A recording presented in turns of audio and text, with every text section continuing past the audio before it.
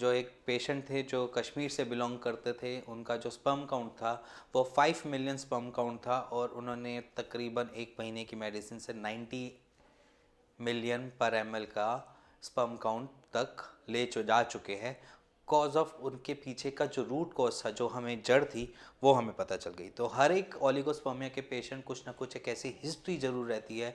जिसकी वजह से उनके स्पर्म काउंट लो होने का कारण बन जाती है। हिस्ट्री जैसे कि अगर आपको वेरिकोसील है तो आपके स्पर्म काउंट लो हो सकते हैं, और इसके साथ अगर आपका बाल सिस्टम ख़राब है, मान लीजिए आपका IBS बड़े लंबे टाइम से बना रहता है तो आपको ये दिक्कत आ सकती है। कोलाइटिस लंबे टाइम से बना रहता है तब दिक्कत आ सकती है, या फिर आपकी डिप्रेशन, स्ट्रेस, ये सारी चीज़ें आप पर जोर डाल सकता है। और इसके साथ साथ आपकी फ़िज़िकल एक्टिविटी का ना होना, ओबीस होना या मोटापा होना, ये सारी चीज़ें पीछे एक कारण बन सकती है, आपको ओलिगोस्पर्मिया में लाने के, स्टैंड करने में खड़ा कर सकती है। तो हम आज जो पेशेंट की बात कर रहे थे वो थे जम्मू कश्मीर के, और जम्मू कश्मीर के जो पेशेंट थे उनके पीछे जो कारण था वो कारण था कि उनका डिप्रेशन रहता था, उनको स्ट्रेस इतना होता था, रात की नींद प्रॉपर नहीं आती थी। वो आज से पहले एल्प्रेक्स खा रहे होते थे और एल्प्रेक्स खाकर वो अपनी नींद पूरी किया करते थे। तो बेसिकली उनका जो मेंटल इशू था वो चीज़ उन पे भारी पड़ रहा था, और उसी की वजह से उनको ओलिगोस्पर्मिया क्रिएट हुआ। और उनके इस प्रॉब्लम के साथ साथ उनका बाल सिस्टम भी ख़राब था। बाल सिस्टम माने कि उनका जो इंटेस्टाइन का प्रोसेस है वो ख़राब होना, क्योंकि इंटेस्टाइन प्रोसेस अगर आपका बिल्कुल अच्छा है, आपको लेटरिन जो है उसमें कोई आम नहीं आ रही, या फिर आपका जो स्टूल है वो सिर्फ 1 या 2 बारी दिन में पास होता है, वो भी प्रॉपर तरीके से, जिसको हम कहते हैं फ्रेश होना, ढंग से फ्रेश होना, वैसे अगर फ्रेश हो रहे हो तो आपको ये दिक्कत नहीं आएगी। और अगर आपको ये चीज़ें नहीं आ रही, आपको ब्लॉटेड स्टमक रहता है, एसिडिटी की दिक्कत रहती है, खट्टे टकार वगैरह आते हैं, तो ये कारण आपको ओलिगोस्पर्मिया में भी खड़ा कर सकता है। कुछ एक ऐसी बीमारी, सिम्टम्स ऐसे शो कर देती है जिसकी वजह से आपको लॉन्ग टर्म में ले जाते वो एक ओलिगोस्पर्मिया का पेशेंट बना सकती है।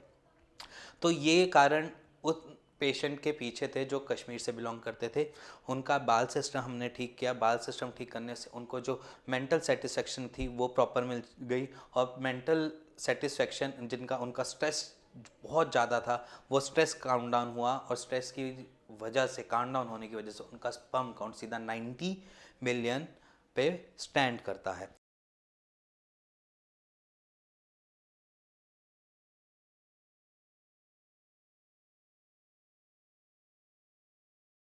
अगर हम समझे तो बहुत सारे फैक्टर्स आपके ओलिगोस्पर्मिया के बीच में या आपको ओलिगोस्पर्मिया तक ले जा सकते हैं। तो फैक्टर्स तो जो मैंने आपको गिनाए अब तक, वो फैक्टर तो करते करते हैं, बट उसके पीछे आपकी एक हिस्ट्री ज़रूर मैटर करती है। आपकी ओलिगोस्पर्मिया की एक पीछे हिस्ट्री, आपका लाइफस्टाइल भी मैटर करता है कि अगर आपकी लाइफस्टाइल में फिजिकल एक्टिविटी नहीं होती तो वो एक कारण बन सकता है कि आप ओलिगोस्पर्मिया के पेशेंट बन सकते हैं। या फिर आपका जो डाइट प्रोसेस है वो इतना अच्छा नरिश्ड नहीं है, जो आपके को बॉडी को कंटेंट चाहिए वो आपको मिल पाए या आपको मिल सके। क्योंकि हम अगर एलोपैथिक ट्रीटमेंट में जाते हैं ओलिगोस्पर्मिया में, वो हमको देते क्या हैं, या एजोस्पर्मिया में हमको वो प्रोवाइड करवाते हैं फॉलिक एसिड, जिंक के, ओमेगा 12 के सप्लीमेंट्स हमें प्रोवाइड करवाते हैं। वो सप्लीमेंट्स हमारी बॉडी में जाते तो हैं, बट उसके सप्लीमेंट्स हमारी बॉडी में सही से डाइजेस्ट नहीं हो पाते, उनके प्रॉपर न्यूट्रिशन तक नहीं मिल पाते, जिसकी वजह से कभी कभार हम देखते हैं आपके जो स्पर्म काउंट है, अगर आप ये ट्रीटमेंट अब तक लेते आ रहे हैं तो वो फ्लक्चुएट होते रहेंगे। मतलब अगर आपके 5 मिलियन है तो 2 मिलियन और एक्स्ट्रा बढ़ गए, 7 मिलियन हो गए, फिर उसके बाद अब आपने दवाई थोड़ी बहुत छोड़ी तो फिर वो 6 मिलियन हो गए, या फिर 8 मिलियन हो गए, या 10 मिलियन हो गए। ऐसे हमारे पास पेशेंट बहुत आते हैं जो पहले से एलोपैथिक ट्रीटमेंट ले रहे थे, और उनके इस सप्लीमेंट्स की वजह से उनके थोड़े से तो फ़र्क आते हैं, बट वो कहीं ना कहीं स्टैटिक कर लेते हैं, क्योंकि आप सप्लीमेंट्स ले तो रहे हैं बट वो बॉडी में ढंग से लग नहीं रहे हैं। तो हम अपना जो ट्रीटमेंट है वो बेसिकली रूट कॉज पकड़ के करते हैं। रूट कॉज माने कि आपका बाल सिस्टम ठीक है या नहीं है, आपका लीवर फंक्शनिंग ठीक है या नहीं है, आपके इंटेस्टाइनल प्रॉब्लम ठीक है या नहीं है, या फिर आपकी बॉडी में किसी और चीज़ की कमी तो नहीं है। मान लीजिए अगर आपको कभी पीछे हिस्ट्री में ट्यूबरक्लोसिस हुआ होगा तो वहाँ पर हम पेशेंट्स को देखते हैं कि उनको ओलिगोस्पर्मिया की दिक्कत लग जाती है। या फिर कभी आपने कोई ऐसी इतनी ज़्यादा एंटीबायोटिक्स खाई हो, चाहे टाइफाइड हो या कुछ ऐसी प्रॉब्लम्स, निमोनिया हो, या कुछ ऐसी दिक्कतें जो आपकी हिस्ट्री में रही हों और हिस्ट्री की वजह से आपको ये कारण बन चुका हो। और कुछ एक पेशेंट हमने ये भी देखे हैं जो टीन एज में बीमार ज़्यादा रहे हैं, 13, 14, 15, 16, 17, 18 साल तक के बीच बीच के जो पेशेंट बीमार रहे हैं, उनको ये दिक्कत देखा जाता है कि उनका ओलिगोस्पर्मिया बन जाता है। वो इस कारण से क्योंकि उस टाइम हमारा जो बेसिक प्रोसेस होता है टेस्टिस का, या जो हमें हार्मोन्स प्रोवाइड करवाता है, टेस्टोस्टेरोन हार्मोन, या फिर हमें जो टेस्टिस डेवलपमेंट के स्टेजेस होते हैं, उस स्टेजेस में वो ढंग से डेवलप नहीं हो पाते। वहाँ पर वो थोड़ी बहुत अपनी दिक्कत छोड़ जाते हैं और उसके बाद वो एक ओलिगोस्पर्मिया या एज़ोस्पर्मिया के पेशेंट डेवलप हो जाते हैं। और बहुत से कारण ऐसे होते हैं जिनको एक डॉक्टर एज इन डायग्नोस तो करता है, बट कुछ एक ट्रीटमेंट में उनका ट्रीटमेंट ही नहीं है, कुछ एक थेरेपीज़ में उनका ट्रीटमेंट ही नहीं है। तो उस थेरेपीज़ को भी हम लेते हैं, जैसे कि आपके जो इंटरनल मेटाबॉलिज्म है या डाइजेशन सिस्टम है, उसको प्रॉपर तरीके से नरिश करके आपके जो बॉडी में सारे जगह न्यूट्रिशन पहुंचाना, उस न्यूट्रिशन को पहुंचाने के बाद जो आपकी डाइट है उसको थोड़ा चेंज करना, और चेंज करने के बाद उस